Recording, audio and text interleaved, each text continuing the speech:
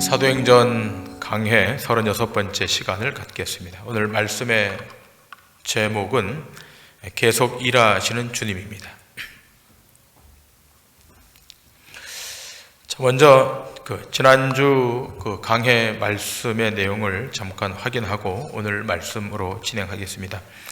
사도행전 9장 28절부터 30절의 말씀을 먼저 보십니다. 사울의 제자들과 함께 있어 예루살렘에 출입하며 또 주 예수의 이름으로 담대히 말하고 헬라파 유대인들과 함께 말하며 변론하니 그 사람들이 죽이려 힘쓰거늘 형제들이 알고 가이사랴로 데리고 내려가서 다소로 보내니라. 자, 오늘 본문에 사울이 예루살렘을 출입하면서 예수를 구세주, 구원자라고 증거하기 시작합니다. 특별히 헬라파 유대인들에게 이 말씀을 증거하지 않습니까? 자, 그런데 본문에 이 헬라파 유대인들이 이 사울을 대적합니다. 대적하는 정도가 지나쳐서 이 사울을 죽이고자 합니다. 오늘 본문 29절에 이렇게 기술되어 있습니다. 헬라파 유대인들과 함께 말하며 변론하니 그 사람들이 죽이려고 힘쓰거늘. 사울의 복음이 증거되면 증거될수록 일단의 대적자들이 더욱 강하게 반발하고 해를 가하려고 합니다.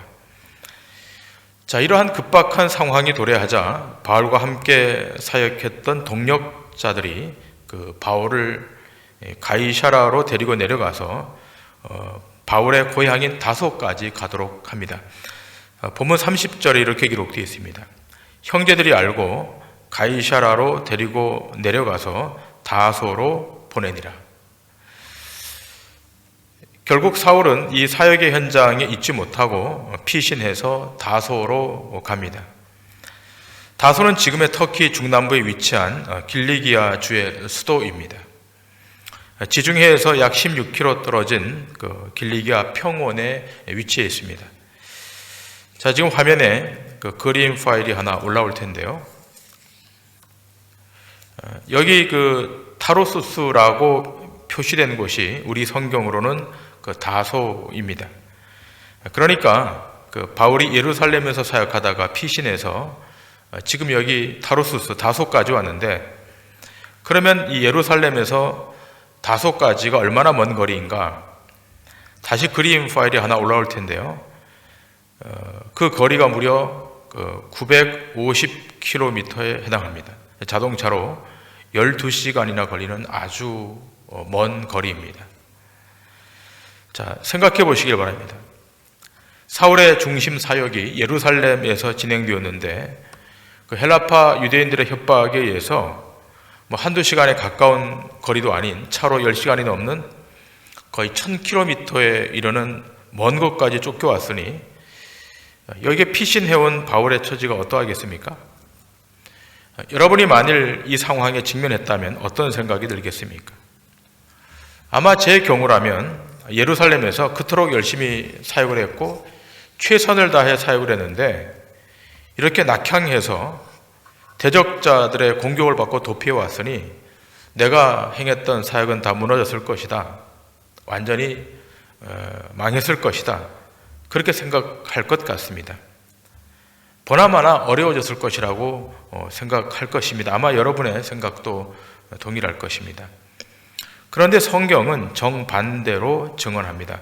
사도행전 9장 31절에 이렇게 기록되어 있습니다.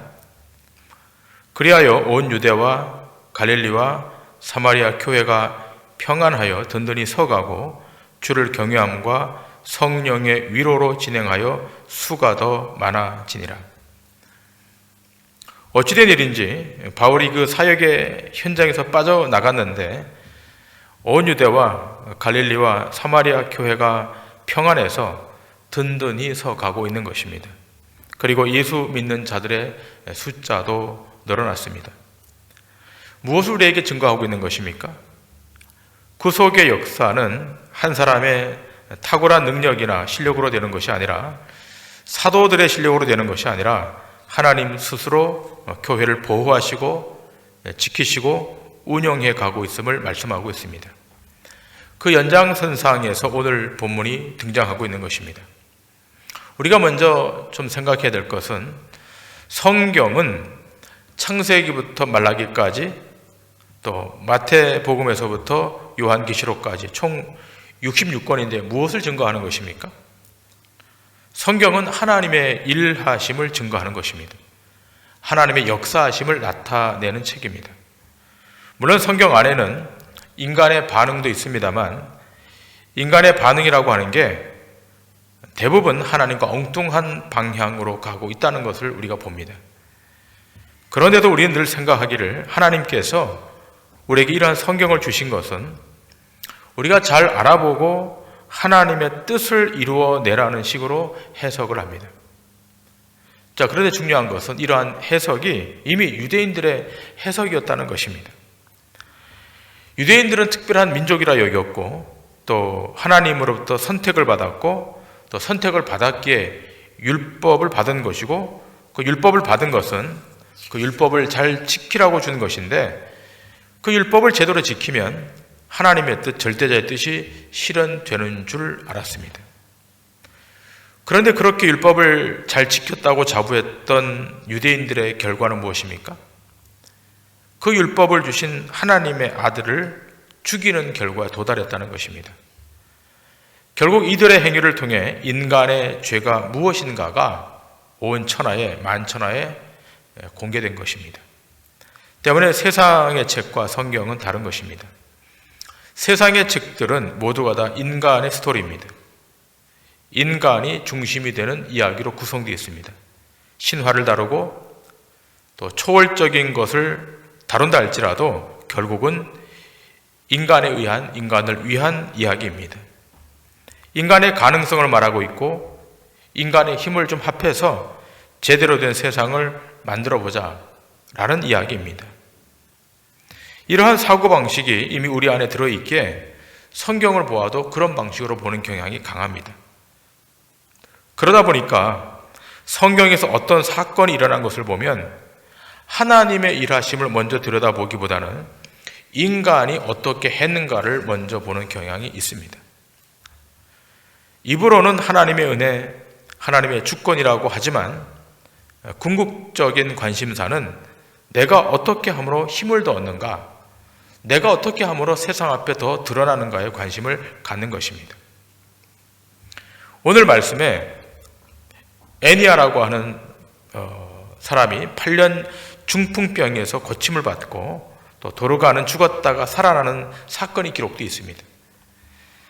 자, 이러한 일들을 보면서 우리 시선이 어디로 가게 됩니까? 자, 이들을 고친, 이들을 살린 이 베드로는 능력이 있고 베드로는 다르다. 베드로가 가서 기도하니까 이런 기적이 일어난다. 이렇게 생각합니다.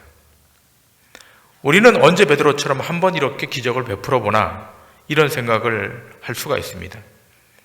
그러나 성경은 결단코 그런 시각에서 이 사건을 기록하고 있지 않습니다.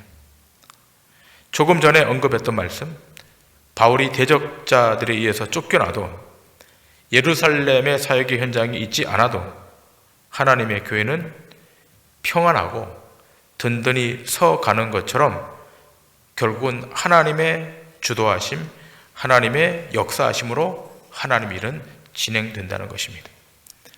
외부적인 환경이 평안해서 든든히 서가는 것이 아닙니다. 교회가 평안하고 든든히 서가는 것은 주를 경외함과 성령의 위로하심으로 되는 것입니다. 때문에 음부의 권세가 교회를 흔들 수 없는 것입니다. 저 오늘 본문 32절을 보십니다. 이렇게 기록되어 있습니다. 그때에 베드로가 사방으로 두루 다니다가 루다에 사는 성도들에게도 내려갔더니, 자, 베드로가 사방으로, 동서남북 사방으로 두루 행하다가 루다로 내려갑니다. 우리는 베드로가 루다에 내려가서 그곳에서 전도하고 교회를 세울 것이다, 이렇게 생각할 수 있습니다. 그러나 본문을 다시 보면 이미 이 루다에는 복음을 받아들인 일단의 성도들이 있었습니다. 어떤 경로를 통해서 복음이 증거되었는지는 모르지만 복음이 전달되었기에 거기에 이미 그리스도인들이 있었다는 겁니다. 성도들이 있었다라고 기록하고 있습니다. 여러분, 루다는 예루살렘에서 지중해 바다 쪽으로 가는 길 중간에 있습니다. 예루살렘의 변방입니다. 그리고 욥바는 지중해 바다의 항구입니다. 자, 그런데 벌써 그런 곳에 성도들이 있었고 주의 제자들이 있었다는 것입니다. 누가 이곳에 전도를 했는지 그 이름이 기술되어 있지 않습니다. 그러나 이미 그곳에는 성도들이 있었다는 것입니다. 우리는 베드로, 바울 그러면 그들이 가는 곳마다 기적이 일어나고 가는 곳마다 교회가 세워지고 가는 곳마다 하나님의 사람들이 구름대와 같이 몰려들 것이라고 생각합니다. 그러나 그것은 오해입니다. 주님의 사역은 주님이 직접 그 사역의 주체가 되셔서 예루살렘과 유다와 사마리아 땅끝까지 복음이 증거되도록 직접 일하시고 직접 역사하심을 아셔야 됩니다. 결국 베드로가 가서 하고 있는 일이란 주님의 일하심을 증거하고 증언하는 것입니다. 그 증언하는 모습을 보면 이것은 베드로의 능력도 아니고 또 애니야의 반응도 아닌 것입니다. 주께서 어떻게 일하시는가를 성경은 우리 앞에 펼쳐놓고 있는 것입니다. 보면 33절과 44절을 보십니다. 거기서 애니야라는 사람을 만나매 그는 중풍병으로 침상 위에 누운 지 8해라. 베드로가 이르되 애니야야, 예수 그리스도께서 너를 낫게 하시니 일어나 네 자리를 정돈하라 한데 곧 일어나니. 자, 애니야라고 하는 사람이 8년 동안 중풍병으로 침상에 누워 있습니다. 근데 베드로가 거기를 방문해서 이 8년 된 중풍병자를 일으킵니다. 자, 그런데 베드로가 애니야에게 무엇라고 말합니까? 예수 그리스도께서 너를 낫게 하시니 일어나 내 자리를 정돈하라 한대. 자, 베드로가 일으키는 것이 아니라 예수 그리스도께서 낫게 하시고 일으키신다는 것입니다. 자, 지금 베드로는 꼭 남의 일을 하는 것처럼 하고 있습니다. 만약 베드로가 자기의 능력과 자기의 경건으로 하는 것이라면 아마도 며칠 금식했다고, 내가 통성 기도했다고 말하지 않겠습니까? 자, 그런데 그렇게 말하지 않습니다. 예수 그리스도께서 너를 낫게 하시니, 예수 그리스도가 너를 낫게 할 거라는 겁니다. 애니야에게 어떤 조건도 말하고 있지 않습니다. 뭐 기도를 며칠 하려든가, 성경을 몇 번 읽으려든가, 주기도문을 100번 반복하려든가, 사도신경을 200번 반복해서 외우려든가 그렇게 하지 않습니다. 이 베드로는 그냥 지나가는 말처럼 예수 그리스도께서 너를 낫게 하신다, 침상을 정리하고 일어나라 이렇게 말했더니 일어난 것입니다. 그리고 사람들은 이것을 보고 그가 주께로 돌아갔다라고 말합니다. 베드로에게로 몰려간 것이 아니라 주님께로 돌아간 것입니다. 베드로는 이 자리에서 자기 제자를 삼지 않았다는 것입니다. 이 사건을 통해서 우리에게 성경이 무엇을 말하는 것입니까? 예수님께서 십자가에 죽으신 채로 그대로 계시는 것이 아니라 살아계셔서 지금도 자기 언약을 이루시는 살아계신 하나님이심을 우리에게 말씀하고 있는 것입니다. 부활 승천하셔서 저 보좌에 앉으셔서 가만히 거기서만 계시는 것이 아니라 이 땅에 성령님을 보내주셔서 직접 일하고 계신다는 것입니다.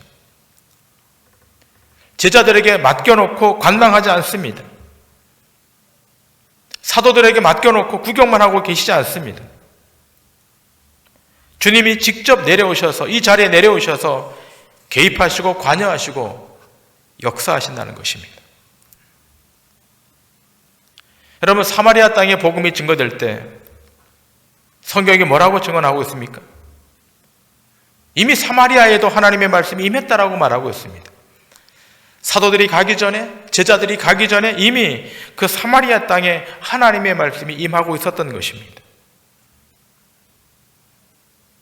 이방인 고넬료에게 베드로가 얼마나 그 복음을 전하기를 꺼려했습니까? 얼마나 요리조리 피해 다녔습니까? 그러나 우리 주님은 뭐라 그럽니까? 내가 이미 준비해놨으니 너는 가서 복음을 전하라는 것입니다. 가기 싫었지만 억지로 갔는데 거기 이미 고넬료는 복음을 받을 준비를 하고 있었다는 것입니다. 베드로 앞서 성령님이 가셔서 고넬료의 마음을 열어놓으신 것입니다.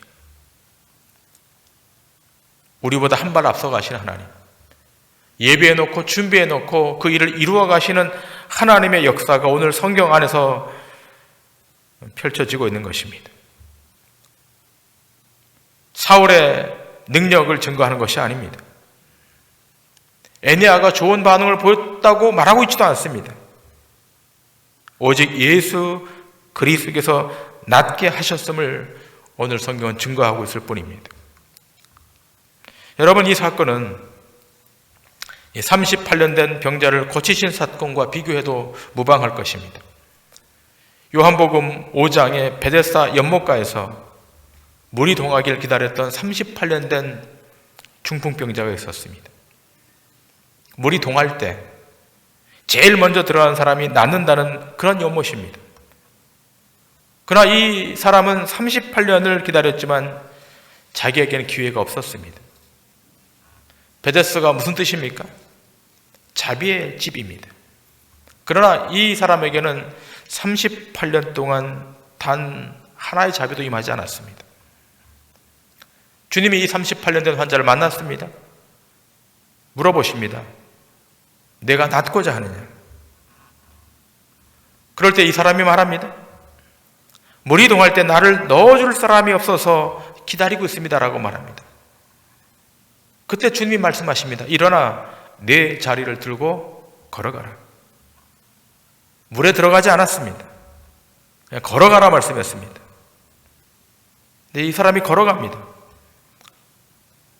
그런데 그날이 마침 안식일입니다. 사람들이 힐난합니다. 왜 안식일 날 치유를 행사해서 이 사람이 침상을 메고 가느냐라고 말합니다. 그러나 주님은 아랑곳하지 않고 이 치유의 역사를 행사하십니다. 성경이 우리에게 무엇을 교훈하는 겁니까? 안식이 없는 안식일, 자비가 없는 자비의 집에 누가 안식을 주고 누가 자비를 주는 분인가를 말씀하고 있는 것입니다. 주님만이 안식을 줄 수 있고 주님만이 자비를 줄 수 있고 주님만이 치유를 행사할 수 있음을 나타내시는 것입니다. 자, 오늘 본문에 베드로가 행하는 일이 마치 그와 같은 것입니다. 베드로가 이 환자에게 일어나라고 명령하지만 그러나 이 베드로는 대리자일 뿐, 그것을 대신 행사할 뿐, 결국 고치시고 온전케 하시고 완전케 하시는 분은 예수 그리스도이십니다. 그래서 베드로가 누구의 이름으로 이 사역을 진행하는 것입니까? 예수 그리스도의 이름으로, 베드로의 이름으로 하는 것이 아닙니다. 베드로의 이름이 올라오고 바울의 이름이 올라오고 그래서 그 이름으로 고친 행위를 하고 치유를 하는 행위를 하지 않습니다. 그러면 이단이 되는 것입니다. 오늘 본문의 이 중풍병자를 고치는 애니아의 사건도 결국은 예수 그리스도의 이름이 증거되는 것으로 귀결되는 것입니다. 다음에 이어서 또 다른 사건이 등장합니다. 더 큰 사건입니다. 그러니까 죽었다가 다시 살아나는 사건입니다. 그 주인공은 다비다입니다. 근데 이 사람을 여제자라고 소개하고 있습니다. 이 사람이 살았을 때 많은 선행을 베푼 사람이었습니다. 많은 과부들에게 속옷과 겉옷을 만들어 주었던 신실한 사람이었습니다. 그런데 갑자기 죽게 된 것입니다. 그러자 사람들이 그 시체를 씻어서 다락에 눕혀놓고 룻다에 있는 베드로를 불러온 것입니다. 그러자 베드로가 이 시체를 붙들고 기도합니다. 그리고 시체를 향해서 일어나라고 명령합니다. 여러분, 죽은 자가 도대체 무슨 수로 일어나는 것입니까? 그런데 일어납니다. 일어나 앉아서 베드로를 보는 것입니다. 대단한 일이 벌어졌습니다. 어떻게 죽은 자가 살아나는 것입니까? 자, 이럴 때 우리는 어떤 생각을 합니까? 역시 베드로다. 그러나 오늘 성경은 베드로가 이 치유의 주체가 아님을 말하고 있습니다. 앞에 사건에 등장했던 8년 된 중풍병자, 기도 안 해도 말 한마디로 일으키고, 자, 이 다비다는 기도 한 번 하니 죽었던 자가 살아났다? 그런 식으로 성경은 말하고 있지 않습니다. 이미 우리는 사도행전 3장에서 이 사건을 해석하는 내용을 보았습니다. 사도행전 3장 11절과 12절에 성경은 이렇게 말합니다. 나은 사람이 베드로와 요한을 붙잡으니 모든 백성이 크게 놀라며 달려나아가 솔로몬의 행각이라 불리우는 행각에 모이거늘 베드로가 이것을 보고 백성에게 말하되 이스라엘 사람들아 이 일을 왜 놀랍게 여기느냐 우리 개인의 권능과 경건으로 이 사람을 걷게 한 것처럼 왜 우리를 주목하느냐. 베드로와 요한이 날 때부터 안진뱅이 된 자를 일으켰습니다. 놀라운 일이 벌어졌습니다. 날 때부터 안진뱅이였습니다. 누구도 고치지 못했던 이 병을 베드로와 요한이 고치는 것입니다. 자, 그런데 베드로와 요한이 뭐라고 말합니까? 왜 우리의 권능과 우리 개인의 경건으로 이 사람을 걷게 한 것처럼 왜 우리를 주목하느냐라고 반문합니다. 이 사람이 일어난 것은 너희가 십자가에 못 박아 죽인 예수로 말미암아 된 것임을 증거하고 있는 것입니다. 다시 오늘 본문으로 돌아와서 이 본문에 에니아가 일어나고 다시 살아나는 것, 그건 베드로의 경건도 그 누구의 반응도 선행도 아닌 것입니다.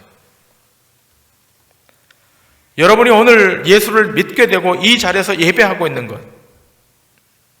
누가 여러분을 잘 전도해서 된 것도 아니고 여러분의 이성이 열려서 여러분의 지성이 열려서 잘 알아들어서 전도된 것도 아닌 것입니다. 여러분이 예수를 믿게 되었고 이 자리에 오게 된 것은 철저하게 하나님의 개입하심과 간섭하심과 예정하심의 결과였음을 기억하셔야 됩니다. 그런데 우리는 자꾸만 사람의 능력에 의존하고 어떤 사람의 실력에 매달립니다. 그러나 성경은 그것을 부인합니다. 에스겔 선지자는 이렇게 말합니다. 에스겔서 20장 44절에 이렇게 말하고 있습니다. 이스라엘 족속아 내가 너희의 악한 길과 더러운 행위대로 하지 아니하고 내 이름을 위하여 행한 후에야 내가 여호와인 줄 너희가 알리라. 주 여호와의 말씀이니라. 자, 이스라엘 백성들이 애굽에서 광야에서 가나안 땅에서 거듭거듭 하나님을 반역합니다. 그런데 하나님이 진멸하지 않아요. 진멸해야 마땅한데 시간을 주고 놔둡니다. 왜 그렇게 하실까? 저 같으면 칼을 빼서 휘둘러도 10번, 100번은 그렇게 했을 텐데 하나님은 그렇게 하지 않습니다. 왜 그렇습니까? 이스라엘 백성들이 무지몽매함으로 하나님이 자기 백성을 위해 얼마나 열심히 일하는지를 알게 하시려고, 깨닫게 하시려고, 인지하게 하시려고 무지몽매한 이스라엘 백성들이었지만 진멸치 않고 놔두시는 것입니다. 이스라엘의 힘을 빌리지 않고 하나님 스스로 그 일을 다 행하시고 완성함으로 온 천하의 주인이 하나님이심을 자기 백성에게 알게 하시려고 진멸의 칼을 들지 않고 자비와 긍휼로 이들을 다루고 있다는 것입니다. 그러므로 주님은 자기 영광을 위하여 자신의 이름을 위하여 24시간 365일 하루도 빠지지 않으시고 이 우주와 세계와 나라와 민족과 역사를 운용하시며 경영해 가시는 것입니다. 그러므로 구속 사역의 완성이란 우리 실력에 하나님의 실력이, 능력이 조금 보태어져서 그 일이 완성되는 것이 아닙니다. 능력의 한계가 없으신 주권자 하나님께서 인간의 시공간 안으로 들어오셔서 우리가 인지하든 인지하지 못하든 그것과 상관없이 하나님 스스로 일하심으로 주의 나라가 완성되어 가는 것이고, 이 땅에 자기 백성들을 세상에서 구출해 내셔서 그 사역을 마무리하시는 것입니다. 때문에 오늘 본문에 애니아가 일어나든 다비다가 살아나든 증거되는 분은 오직 예수 그리스도 한 분이십니다. 베드로나 사울이나 그 누구의 능력이나 실력을 빌어서 주의 일이 이루어지는 것이 아님을 보여주고 있는 것입니다. 코로나19로 인해서 많은 사람들이 답답해하고 어두워하고 힘들어하고 앞이 보이지 않는 깜깜함 때문에 다 두려워하고 있습니다. 그러나 기억하셔야 됩니다. 그러나 그럼에도 불구하고 하나님은 여전히 일하고 계시고 역사하고 계시고 하나님의 뜻대로 나라와 민족과 우주가, 역사가 움직여가고 있음을 인지하셔야 됩니다. 여러분 등 뒤에서 역사하시는 분은 하나님이시고, 여러분도 앞서 행하셔서 그 일을 완성하시는 분 하나님이시고,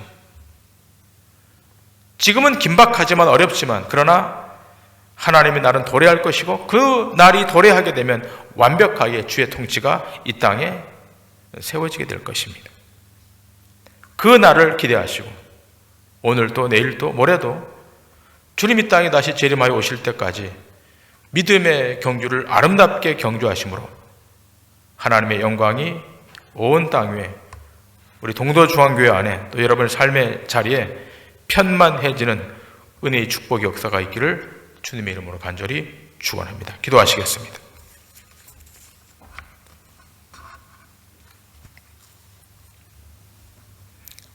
살아계신 아버지 하나님, 사람의 실력과 능력으로 하나님의 사역이 진행되는 것 같지만 우리가 다시 눈을 열어보면 사람의 능력과 실력에 기인하지 않고 하나님 자신의 능력과 하나님 자신의 실력으로 이 세계와 역사와 나라와 민족이 경영되고 운용됨을 알게 됩니다.